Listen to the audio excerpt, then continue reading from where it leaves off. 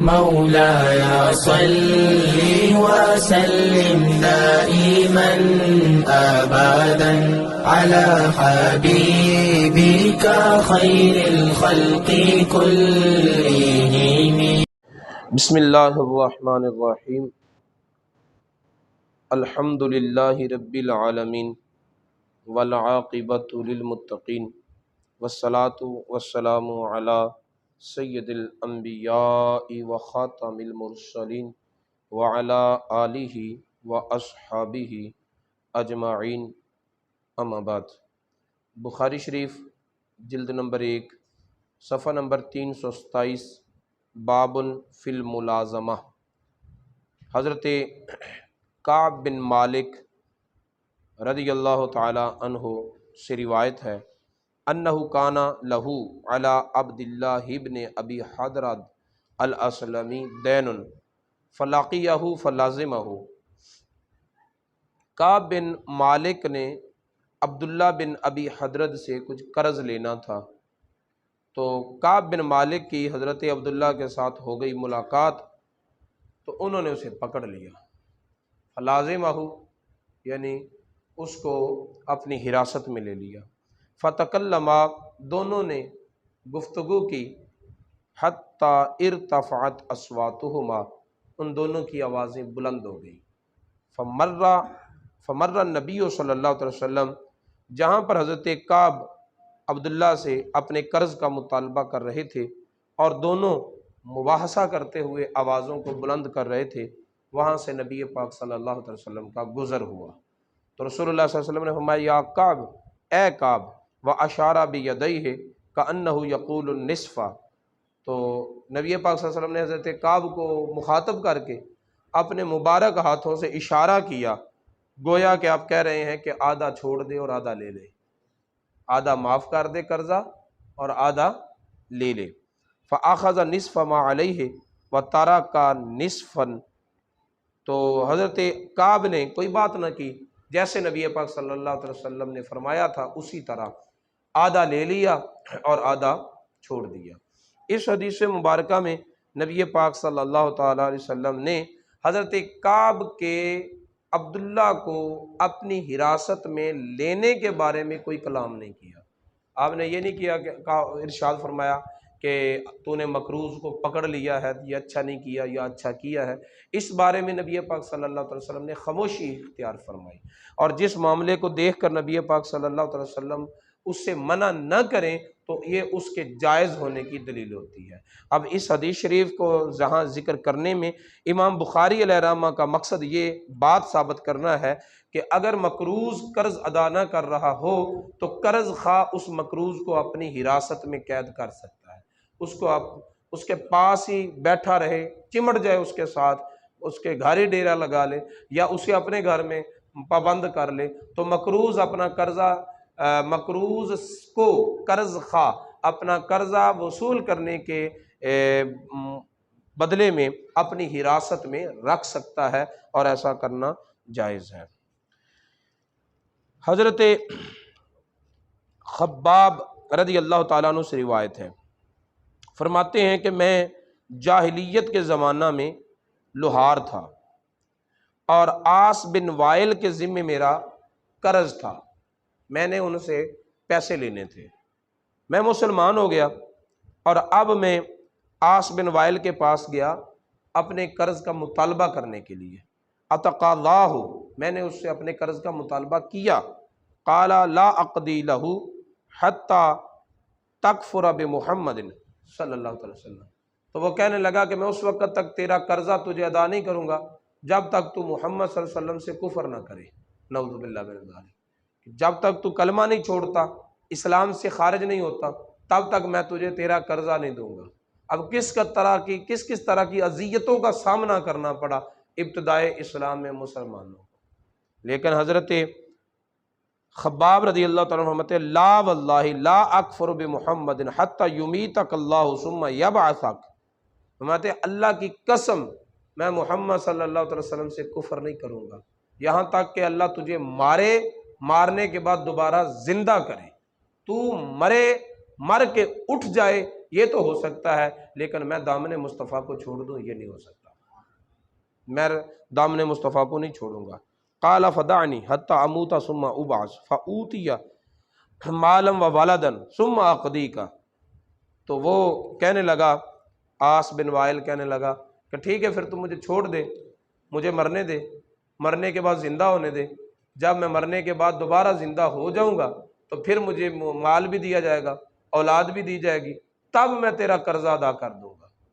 اور یہ بات اس نے طنز کے طور پر کی تھی، اور بظاہر یہ اعتراف کر رہا تھا لیکن در حقیقت یہ انکار کر رہا تھا، مرنے کے بعد زندگی کا انکار کر رہا تھا۔ تو اس بارے میں یہ آیت کریمہ نازل ہوئی، افرأیت الذی کفر بآیاتنا، اے پیارے محبوب تو نے نہیں دیکھا اس شخص کو جس نے کفر کیا ہماری آیتوں کے ساتھ، وقال لأوتین مالا وولدا، اور اس نے کہا کہ میں دیا جاؤں گا مال بھی اور اولاد بھی۔ اب یہ معاملہ بات ہو رہی ہے حضرت خباب کی اور ہو رہی ہے آس بن وائل کے ساتھ، اور یہ وہی نازل ہو رہی ہے نبی پاک صلی اللہ علیہ وسلم پر، یعنی نبی پاک صلی اللہ علیہ وسلم سے وہ کتنا دور تھے، کہاں تھے نبی پاک صلی اللہ علیہ وسلم اس وقت، کہاں تھے اور یہ کہاں تھے؟ ٹھیک ہے، بظاہر دوریاں ہیں لیکن اللہ تعالیٰ فرما رہا ہے محبوب تو نے دیکھا نہیں اس شخص کو جو تیرے غلام کے ساتھ ایسی باتیں کر رہا تھا۔ ٹھیک ہے، اب یہ انداز تکلم اور انداز مخاطبت بتا رہا ہے کہ نبی پاک صلی اللہ علیہ وسلم اگرچہ اس موقع پر موجود نہیں تھے لیکن اللہ تعالیٰ کی عطا سے دیکھ رہے تھے کہ میرے غلام کے ساتھ کوئی کیا بک بک کر رہا ہے۔ تو غلاموں کے ساتھ اگر کوئی برا بولنے والے کو رسول اللہ جانتے ہیں تو خود غلام کو نہیں جانتے ہوں گے۔ اور اگر یہاں پر افرأیت کا معنی رویت نہ بھی کیا جائے، اس کو بطور محاورہ ہی لیا جائے جیسا کہ عرب کا ایک محاورہ رائج ہے، تو بھی اس سے اتنا تو ثابت ہے نا کہ مدینہ منورہ ہو یا مدینہ منورہ سے باہر کوئی جگہ ہو، نبی پاک صلی اللہ علیہ وسلم کے غلاموں کے ساتھ کوئی کیا سلوک کرتا ہے اللہ تعالیٰ وحی جلی کے ساتھ بھی مصطفیٰ کو بتا دیتا ہے، وحی خفی کے ساتھ بھی رسول اللہ کو بتا دیتا ہے۔ اللہ تعالیٰ اپنے محبوب کو باخبر رکھتا ہے، اپنے غلاموں سے بے خبر نہیں ہونے دیتا۔ امام بخاری علیہ الرحمہ نے اس روایت کو یہاں ذکر کیا ہے باب التقاضی کے تحت، یہ مسئلہ بیان کرنے کے لیے کہ قرض خواہ مقروض سے اپنے قرض کا مطالبہ کر سکتا ہے، یہ مطالبہ کرنے کا اسے حق حاصل ہوتا ہے۔ اس کے بعد امام بخاری نے کتاب اللقطہ قائم کی ہے۔ لقطہ کہتے ہیں اس چیز کو جو گری ہوئی کہیں سے ہمیں ملتی ہے، گری پڑی چیز جس کا مالک معلوم نہ ہو، جیسے کہتے ہیں کوئی چیز ہمیں مل گئی، اس کو لقطہ کہتے ہیں۔ تو حضرت ابی بن کعب رضی اللہ تعالیٰ عنہ فرماتے ہیں،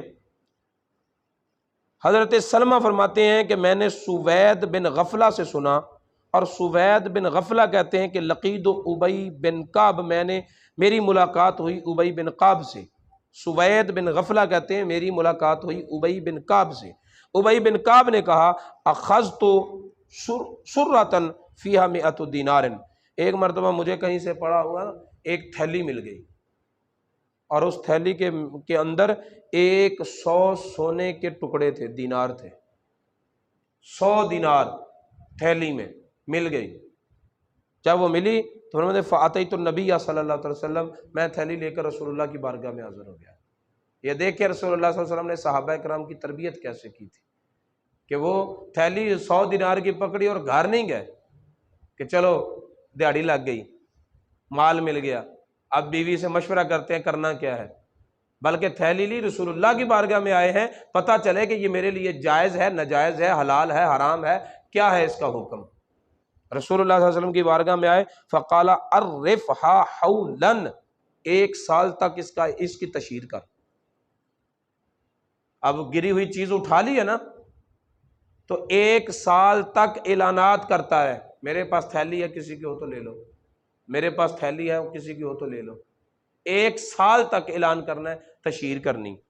فرماتے ہیں عرفتھا، رسول اللہ صلی اللہ علیہ وسلم کا حکم تھا پورا سال میں نے اعلانات کروائے، پورا سال، منہ کی بات ہے لیکن پورا سال اگر اعلانات کروانے پڑ جائیں تو پتہ چل جاتا ہے۔ پورا سال میں نے اعلانات کروائے، پھر میں نبی پاک صلی اللہ علیہ وسلم فلم اجد من یعرفھا، تو سال بھر اعلان کرنے کے باوجود بھی مجھے اس کا مالک نہ ملا۔ ثم اتیتہ، پھر میں نبی پاک صلی اللہ علیہ وسلم کی بارگاہ میں حاضر ہوا، یا رسول اللہ 1 سال اعلان کیے ہیں، اب کیا حکم ہے؟ فرمایا عرفھا حولا، 1 سال اور اعلانات کروا۔ فعرفتھا، پھر میں نے پورا سال اعلانات کروائے، فلم اجد، مالک اس کا نہ ملا۔ ثم اتیتہ ثالثا، اب میں تیسرے سال کے لیے رسول اللہ کی بارگاہ میں حاضر ہوا، 2 سال اعلانات کروائے، تیسرے سال کے شروع میں پھر تیسری مرتبہ حاضر ہوا۔ رسول اللہ صلی اللہ علیہ وسلم نے فرمایا احفظ وعاءها وعددها ووقاءها، فرمایا اس تھیلی کو پہچان لے اچھی طرح، اس کے اندر جتنے دینار ہیں ان کو گن لے، ان کی تعداد بھی یاد رکھنا، اور اس تھیلی کی جو مہر ہے اس کو بھی یاد رکھنا، ان تینوں چیزوں کو یاد رکھ۔ فَإِن جَاءَ صَاحِبُهَا وَإِلَّا فَاسْتَمْتِعْ بِهَا، فرمایا کہ اگر تو اس کا مالک آ جائے اور تجھے تھیلی کی رنگت بتائے، اس کی بناوٹ بتائے، اس کی جو مقدار ہے، جتنی وہ بناوٹ ہے اس کی، کہ سائز بتائے اس کی مہر بتائے، اس کے اندر دیناروں کی قیمت بتائے، عدد بتائے، یہ چیزیں علامت ہیں۔ جب یہ نشانیاں تجھے اس کا مالک بتائے تو پھر ان کی نشانیوں کے پیش نظر یہ تھیلی اور اس کے اندر 100 دینار وہ تو نے واپس کرنے، اور اگر مالک نہیں آتا تو ٹھیک ہے، اس کو اپنے استعمال میں لیا۔ فاستمتعت، کہتے کہ میں نے اس کو پھر استعمال کر لیا۔ سوید بن غفلہ فرماتے ہیں کہ میری ملاقات اس کے بعد دوبارہ پھر ہوئی حضرت ابی بن کعب کے ساتھ، تو میں نے پھر پوچھا کہ کیا پھر 3 سال آپ کو اعلان کرانا پڑا؟ تو حضرت ابی بن کعب نے اس وقت سوید بن غفلہ کو دوسری ملاقات میں کہا لا ادری ثلاثۃ احوال او حولا واحدا، مجھے اب پوری طرح یاد نہیں کہ وہ 3 سال اعلان کروانے والی بات تھی یا 1 سال اعلان کرانے کا کہا تھا، یعنی جس راوی کو خود شک پڑ گیا 3 سالوں پر، اس لیے علماء کرام نے 3 سال والی مدت پر فتویٰ نہیں دیا، کیونکہ راوی کو خود شک پڑ گیا۔ ٹھیک ہے، 1 سال تو کنفرم ہے نا، اس لیے اگر کسی کو گری ہوئی چیز ملے تو اس پر لازم ہے 1 سال تک مختلف جگہوں پر اعلانات کروائے، اس کو استعمال نہیں کر سکتا، نہ ہی اس کا استعمال کرنا جائز ہے۔ اور اس طرح کی غلطیاں اکثر و بیشتر جو لوگ حج عمرے پر جاتے ہیں نا، وہاں ان سے ہو جاتی ہیں۔ وہ کہتے ہیں دیکھو جی پیسے مک گیا سی، اللہ نے مہربانی کی تھی، روزی دیتی مینوں تو شے لب گئی۔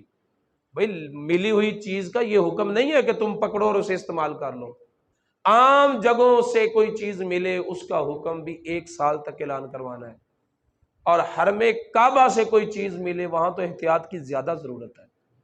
اگر وہاں نیکی 1 لاکھ نیکی کے برابر ہے تو گناہ بھی 1 لاکھ گناہ کے برابر ہے، وہاں احتیاط کی زیادہ ضرورت ہے۔ وہاں پر پڑی ہوئی چیز آپ اٹھا تو لوگے، لیکن وہاں سال بھر تمہیں رہنے کون دے گا؟ کس طرح اعلان کرواؤ گے 1 سال تک؟ وہ ذمہ داری لینا بہت مشکل ہے، لہٰذا بہتر یہ ہے کہ حرم میں گری پڑی چیز کو ہاتھ بھی نہ لگایا جائے، یا تو مالک خود وہاں پہنچ جائے گا اس کو تلاش کرتے کرتے، اور اگر وہ نہیں پہنچے گا تو جو خدام حرم ہے وہ اپنی حراست میں لے لے، انہوں نے پراپر رہنا بھی وہاں ہے، اعلان کروانا بھی ان کے لیے آسان ہے، کوئی اعلان کرواتا ہے یا ہڑپ کر لیتا ہے، کوئی کرتا ہے، آپ کا اپنا دامن تو بچا، آپ تو حساب و کتاب سے چھوٹے، لہذا اپنے نامہ اعمال کو بوجھل نہ کرو، گری پڑی چیز کو ہاتھ بھی نہ لگاؤ بالکل، اور اگر آپ نے اسے اٹھانا ہے تو حکم یہ ہے کہ سال بھر اعلانات کرواؤ۔ اگر آپ اسے لے لیں، اٹھائیں، نہ کسی کو بتائیں، نہ کسی کو دکھائیں، نہ کوئی اعلان کریں، کہیں کہ بس مجھے اللہ نے روزی دی ہے، اللہ تعالیٰ نے روزی دی ہے تو ساتھ یہ حکم بھی دیا ہے، اللہ تعالیٰ روزی اللہ اپنے اصولوں کے مطابق دیتا ہے، اللہ تعالیٰ روزی دیتا ہے تو اپنے نبی کے قانون کو توڑ کے نہیں دیتا، حلال بھی ہے حرام بھی ہے، اس لیے حلال حرام کا امتیاز ضرور کرنا چاہیے۔ اللہ تعالیٰ کی بارگاہ میں دعا ہے نبی پاک صلی اللہ علیہ وسلم کی تعلیمات کو سیکھنے اور ان پر عمل پیرا ہونے کی توفیق عطا۔ مولاي صل وسلم دائما أبدا على حبيبك خير الخلق كلهم